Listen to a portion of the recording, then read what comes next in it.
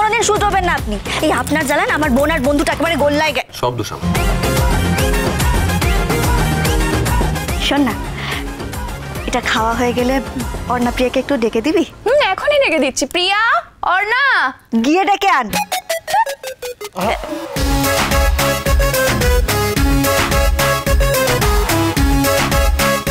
ওই তো ওরা চলে এসছে। আচ্ছা, আমরা আলোচনা শুরু করি। দাঁড়া দাঁড়া দাঁড়া, তার আগে আমার মনে হচ্ছে একটা জরুরি কাজ করা উচিত। ম্যানেজারকে ডেকে নি নাকি ঘরে? হ্যাঁ হ্যাঁ, খুব ভালো আইডিয়া, খুব ভালো আইডিয়া। ফোন করতে একটা। হ্যাঁ দাঁড়ান, আমি একটু খেয়েছিলাম। হ্যাঁ, হ্যালো, কোথায় গেল? হ্যালো, হ্যাঁ হ্যাঁ হ্যাঁ ম্যানেজার বাবু, এই একটু চলে আসুন না, একটু কিছু কথাবার্তা বলার আছে। হ্যাঁ হ্যাঁ, সেকেন্ড ফ্লোরে, সেকেন্ড ফ্লোরে। ওকে ওকে ওকে, হ্যাঁ ঠিক আছে, আসছে। হ্যাঁ আসছে। ওকে, তাহলে উনি যতক্ষণ আসছে ততক্ষণ আমরা প্ল্যানিংটা তো শুরু করে দিই নাকি? হ্যাঁ বল। দেখো, আমি যেটা ভেবেছি, আমাদের একবার ত্রিকালেশ্বরের মন্দিরে যাওয়া উচিত। মানে মন্দিরের ভেতরটা বাইরেটা একবার ভালো করে দেখে আসা উচিত। তুমি কি প্ল্যান করছো? মন্দিরের ভেতরেই ওনাকে ধরবে? হ্যাঁ হ্যাঁ, কিন্তু এতগুলো লোকের মধ্যে ব্যাপারটা খুব হাই রিস্ক হয়ে যাবে না? না মানে প্রথমত যদি পালাতে যায় তাহলে তো আমরা ধরতে পারবো না, আর দ্বিতীয়ত যদি গোলাগুলি চালায়, মানে তুমিও বলছিলে অগ্নিও বলছিল যে ব্যাগে নাকি বন্দুক ছিল, তখন জনসাধারণ কোনোভাবে ক্ষতিগ্রস্ত হবে না তো? দেখো ছোটকা, এই কথাগুলো যে আমার মাথায় আসেনি সেটা নয়, কিন্তু আমার মনে হয় ওনাকে ধরার জন্য সব থেকে ভালো জায়গা হলো এই মন্দির। স্যার, হ্যাঁ আসুন। ধরুন স্যার, আমাকে ম্যানেজার বাবু পাঠালেন।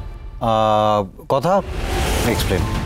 হ্যাঁ প্রত্যয়দা, আমাদের খোঁজ খবর করতে যদি কেউ আসে তাহলে তাদেরকে বলবেন যে আমরা হোটেল ছেড়ে বেরিয়ে গেছি।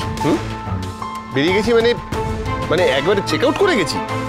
হ্যাঁ পাচক মশাই, দেখুন যদি সত্যি এই বাবাজি বাসু গুরুজি হন তাহলে কিন্তু উনি খুবই ধুরন্ধর মানুষ।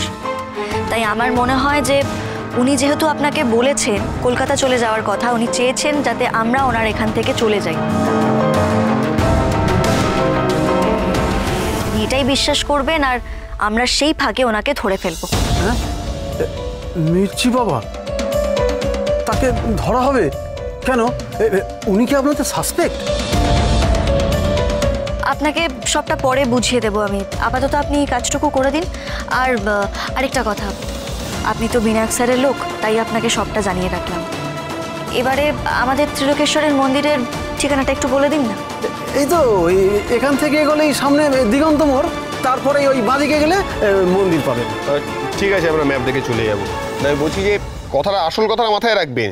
যে কেউ এসেই জিজ্ঞেস করুক না কেন, বলবেন যে আমরা চেক আউট করে কলকাতা ফিরে গেছি। বুঝতে পেরেছেন? আচ্ছা স্যার। তাহলে এখন আমাদের প্রথম কাজ হলো ওই মন্দিরে যাওয়া।